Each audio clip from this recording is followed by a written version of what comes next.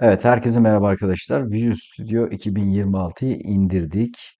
Ve sizlere ben şöyle bir duyuru yapayım. Ee, Eğer sizlerden de hani talep gelirse ve bu videonun altına yorum ve beğeniler, açıklamalar yazarsanız YouTube üzerinde ücretsiz bir C Sharp konsol oynatma listesi kursu hazırlayacağım. Ücretsiz. Ama sadece konsol üzerinde anlatacağım.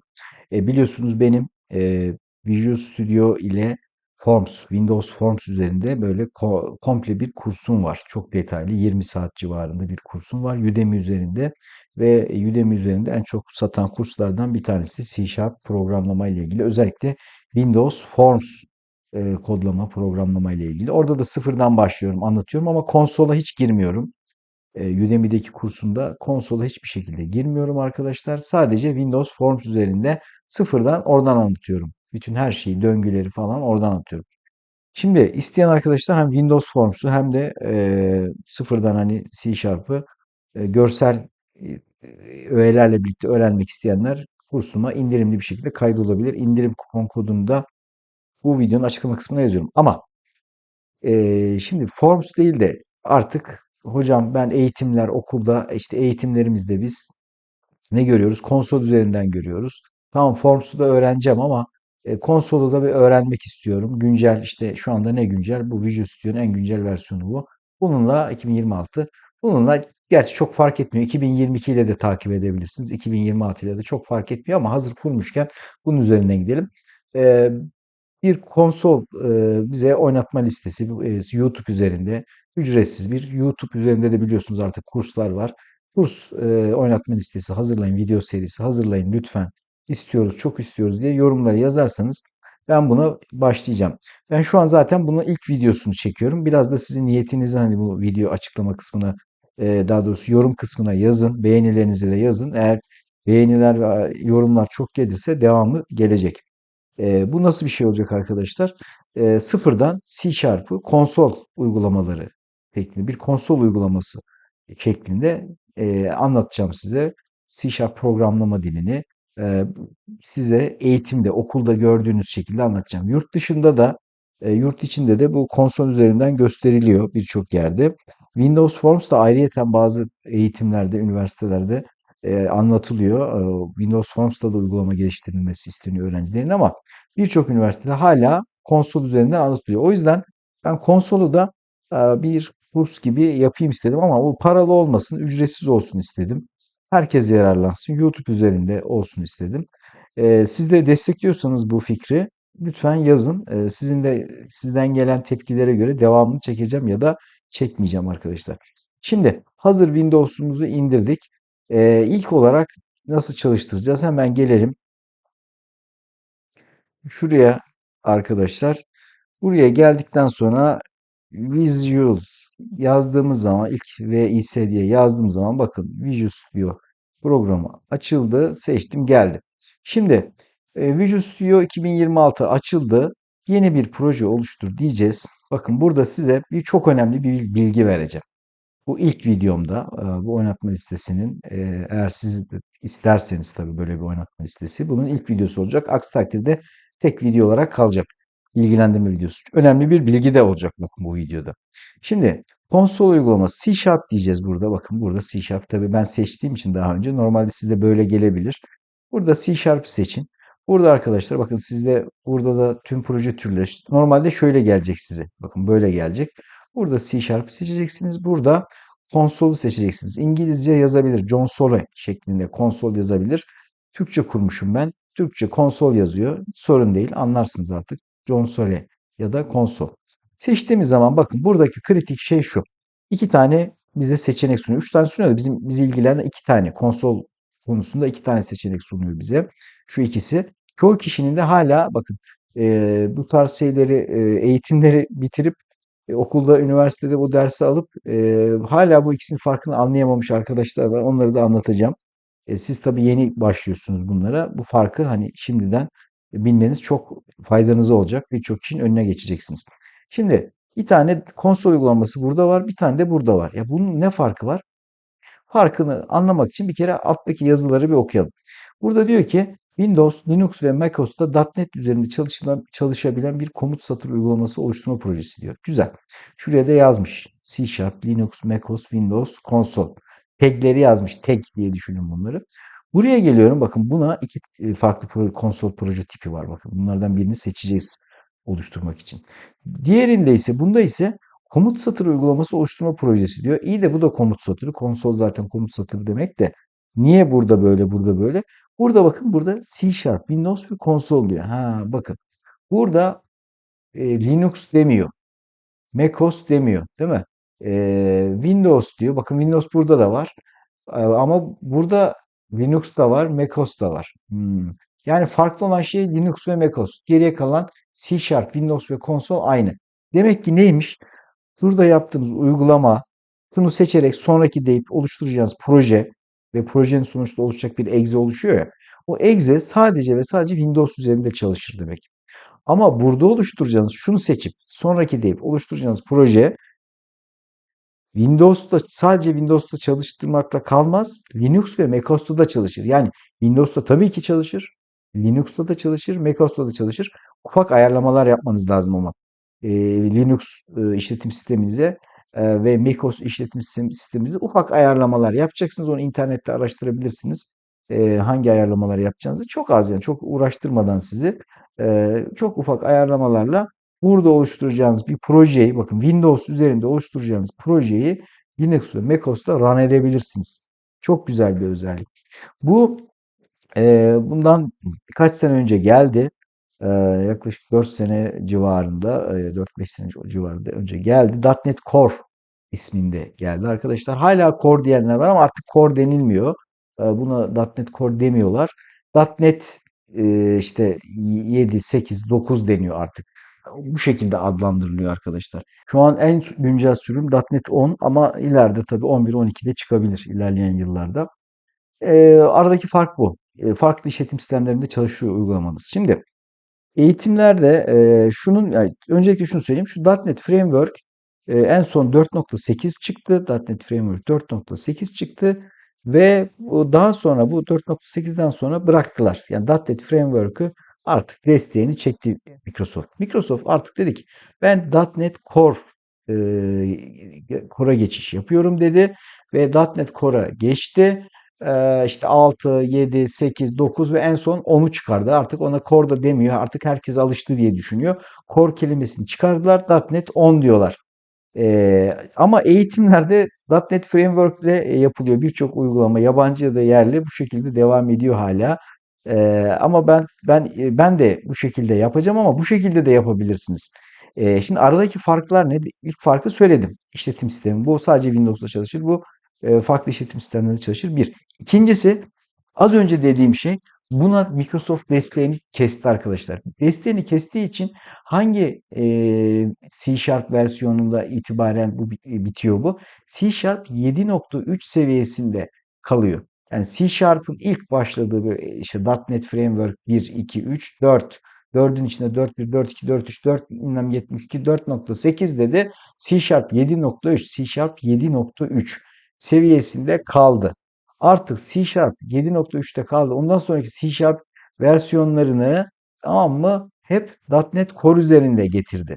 Ve mesela şu anda en güncel C Sharp 12 ve C Sharp 13 çıktı en son .NET 9'la.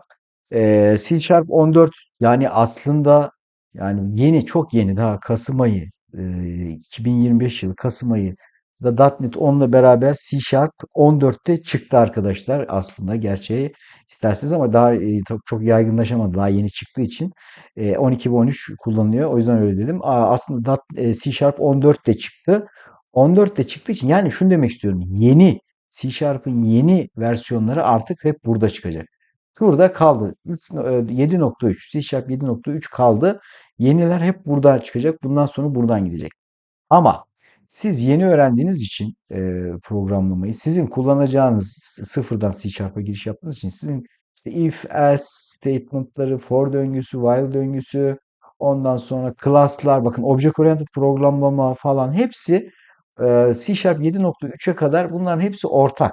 Yani siz şu proje oluşturursanız da sonraki deyip devam etseniz de bunu da oluşturup devam etseniz benim derslerimde farklılık olmayacak. İkisi de takip edebiliyorsunuz arkadaşlar. Tamam. Zaten birçok eğitmenin dersini takip edebilirsiniz. Ben baktım yurt dışında çok tutan böyle eğitimler falan eğitimlere bak.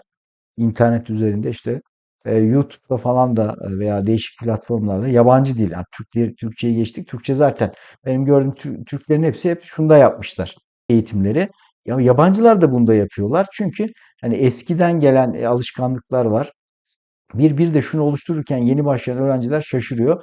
O şaşırmayı da anlatacağım size. Şaşırmamanızı nasıl düzeltmeniz gerektiğini de anlatacağım. O yüzden hep bunda yapıyorlar. Zaten aynı yani C Sharp 7.3 ikisinde de çalışıyor. Yani şu da destekleyecek yani C Sharp 7.3'e kadar bir sürü şey var. Class'lar, Object Oriented kısım falan hep 7.3'e kadar var zaten. Çok detaylı bir şekilde. Yani eğitimler zaten C Sharp 7.3'ün ilerisine geçmiyor birçok eğitim. İnternet üzerindeki yabancı dildeki ve Türkçedeki. Ondan sonraki zaten C Sharp'ın yeni versiyonlarında çıkan özellikler çok detay ve çok advanced, çok ileri seviye. Yani sizin çok böyle birkaç senelik böyle çok iyi C Sharp uzmanı olmanız gerekiyor. O detay konuları da bilmeniz için ki zaten onları ayrıyeten açıp öğrenebilirsiniz. Ya da ona ayrı sadece onu anlatan kısa eğitimler olur. İşte C Sharp 12 ile gelen yenilikler, C Sharp 13 ile gelen yenilikler, C Sharp 14 ile gelen yenilikler. Onları ayrıyeten açıp izlenebilir. Ama onları şu aşamada anlamanız imkansız. Şu anda zaten sıfırdan dil öğreneceksiniz. O yüzden eğitimleri benim gördüm şundan veriyorlar. İkisi de olur. Şundan da ama yapabilirsiniz. Ama işte bundan ilk proje oluşturdukları zaman öğrenciler şaşırıyor arkadaşlar. Şimdi şundan oluşturalım. İlk biz şundan başlayalım. Sonra şundan da oluştur. İkisinden de oluşturacağım. Aradaki farkı göstereceğim. Şimdi bu şekilde klasik şeyi seçelim öncelikle. Konsol uygulaması .NET Framework diyelim.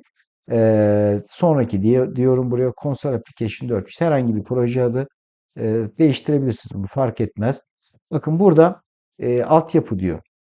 Şu konum falan ben olduğu gibi bırakıyorum. İsteyen arkadaşlar işte değiştirebilir konumunu. C'nin altında başka bir dizi falan ama çok önemli değil şu aşamada. Sadece bilin bakın bunun dizini de buradaymış. C'nin altında users admin. Benim kullanıcı adım admin burada. Bu şekilde buraya koymuş. Sizin kullanıcı adınız neyse o yazacak. .NET Framework 4.8 bakın en son gelmiş buraya. Burada bitiyor. Bundan sonra yok. Bırakıyor .NET Framework'ü. Biz de en sonunu seçelim. Oluşturacağımız eski nesil bir proje. Ama eski nesil deyip geçmeyin. Hala birçok proje e, Türkiye'de ve dünyada hala .NET Framework projesi var. İnsanlar orada çalışmaya devam ediyor. Oluştur diyelim. Bir proje oluşsun arkadaşlar. Projem oluştu. Bakın gördüğünüz gibi proje açıldı. Bakın using system, using bunlar klasik tamam mı? Link, text, threading, tasks falan filan. Bunları default getirip çok mu büyük oldu? Biraz küçültelim mi şöyle? Evet. Bunları getirdi arkadaşlar. Bakın bir tane static void main geldi. Değil mi? İçinde buraya mesela console, write line dedim. Hello. Dedim, klasik hello C Sharp yazalım arkadaşlar bir. Değil mi? Hello C Sharp yazalım. Ondan sonra save all. Başlat. Save edip çalıştırdığınız zaman Hello C++ yazdı. Bir tuşa basın devam etmek için diyor. Yazdı. Bu klasik. Güzel. Şimdi bunu kapatıyorum. Tekrar Visual Studio'yu tekrar açıyorum. Bakın. Şimdi bu projede buraya geldi. En son bunu oluşturduk, kapattım ya. Console App 4. Şimdi yeni bir proje oluştur diyorum. Buraya bakın. Yine aynı şeyler seçili olduğu için daha önce seçtiğim için geldi. C Sharp, Console, şu tüm platformlar seçili. Az önce şundan oluşturmuştum. Eski nesil .NET Framework projesi. Ama eğitimlerde hala bu veriliyor. Yani okullarınızda hocalar hala buradan anlatıyordur. Ben de eğitimi buradan verebilirim. Siz de şey yazın yorumlara. Hocam eğitimi .NET Framework üzerinden yapın diye yazın. Yani şunu seçin. Ya da bunu da seçebilirim ama yani dediğim gibi eğitimlerde ya bunu seçmiş ya bunu seçmiş hiçbir farkı yok. Çünkü anlatacak konular ikisinde de aynı. Şimdi konsol uygulaması seçiyorum şimdi. Yani eski ismiyle .NET Core dediğim. Bunu seçiyorum. Windows, Linux ve macOS'ta .NET üzerinde çalışan bir komut satır uygulaması. Yani konsol uygulaması oluşturma projesi. Sonraki dedim. Konsol app 5 dedi. Siz de farklı bir isim yazabilir. Önemli değil. Hiç önemli değil. Tekrar şuraya da sonraki diyorum. Şuraya bastık. Evet. Şimdi burada arkadaşlar sizde muhtemelen şu şekilde gelecek. Bakın bu şekilde. Üst düzey deyimler kullanmayın. Üst düzey deyimler.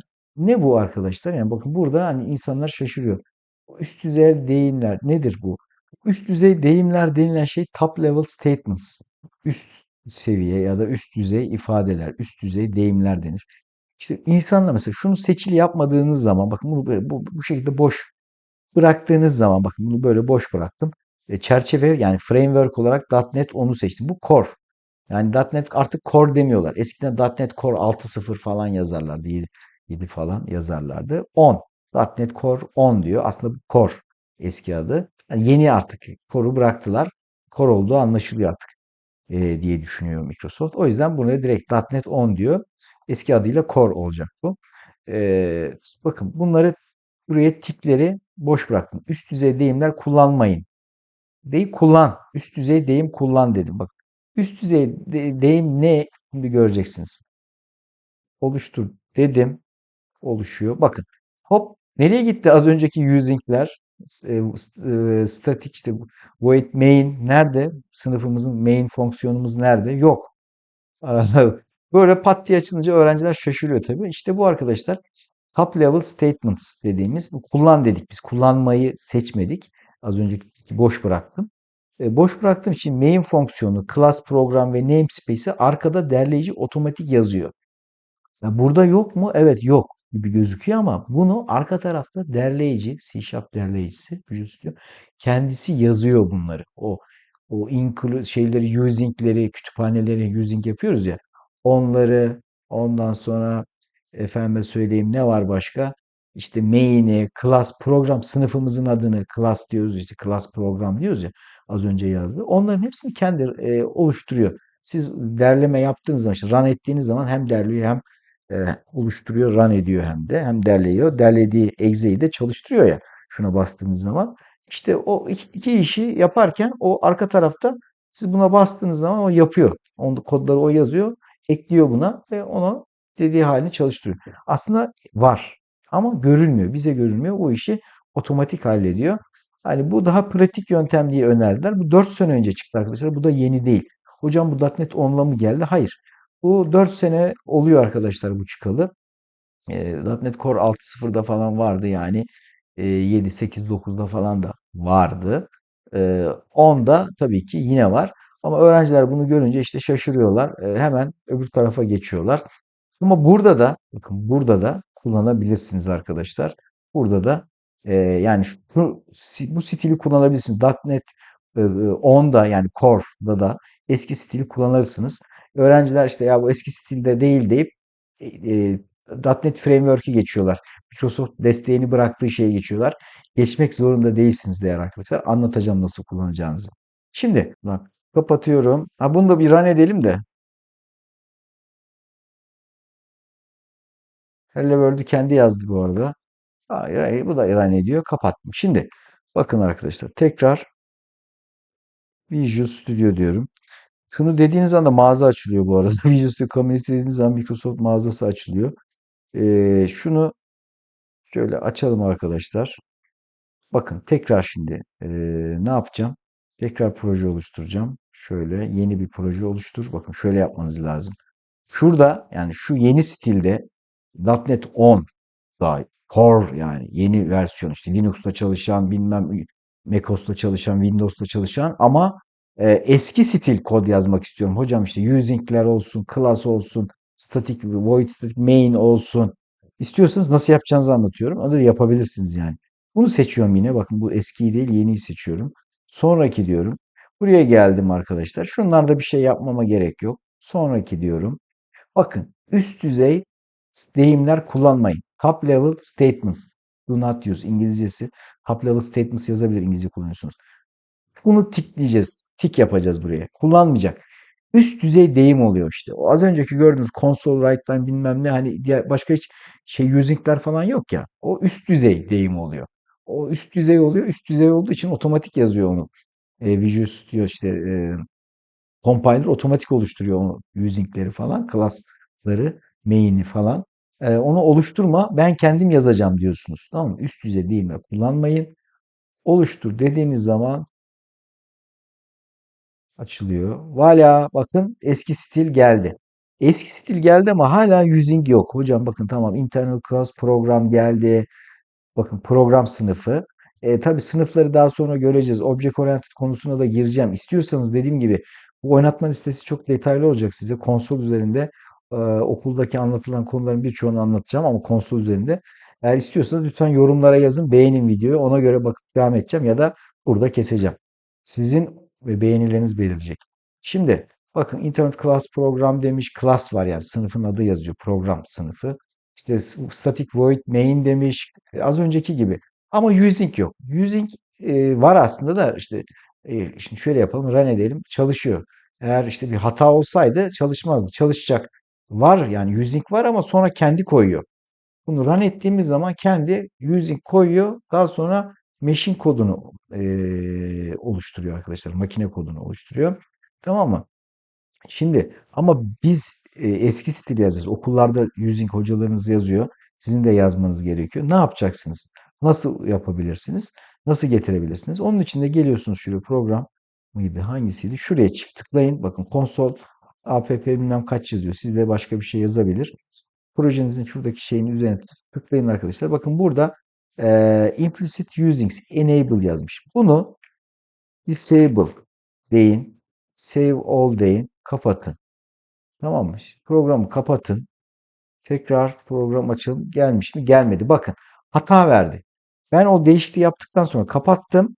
Kapattım şuradan. Ve tekrar program CS'i açınca konsolun altı kırmızıya boyadı. Sağ tık hızlı eylemler ve yeniden düzenlemeler using system. Using sistem dedim. Bak hata gitti. Eski sisteme geldi. Bakın az önceki hani .NET Framework'teki olan kısım geldi. Orada ekstra başka kütüphaneleri de using diye yazmış. O hani onlara gerek olmadan da çalışır. Kod göstereceğim. Using sistem şu anda yeterli ama ileriye yönelik yazmış o. Bakın gördünüz mü? Şimdi save all diyorum ve console application'ımı run ediyorum. Bakın hello world yazdı. Gördünüz mü? Bu şekilde de devam edebilirsiniz eğitime. Yani yeni nesil yani burada mesela bakın şurada C Sharp 14 desteği var.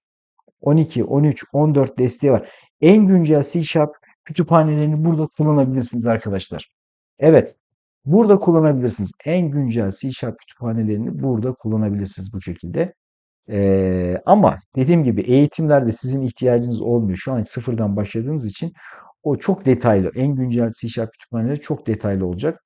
Ama şunu söyleyeyim. Kurslarınız, eğitimleriniz bittikten sonra diyelim bir sene deneyimli oldunuz. İşte ileride bir şeye ihtiyacınız oldu. Yeni çıkan C Sharp 14'teki. İşte onu kullanabilmeniz için benim bu anlattığım şu proje gibi projenizi oluşturursanız o yeni gelen C Sharp 14'te gelen fonksiyonları burada kullanırsınız. Ama .NET Framework eski stil oluşturursanız orada kullanamazsınız. Tamam. O yüzden isteyen arkadaşlar hani bu şekilde de devam edebilir.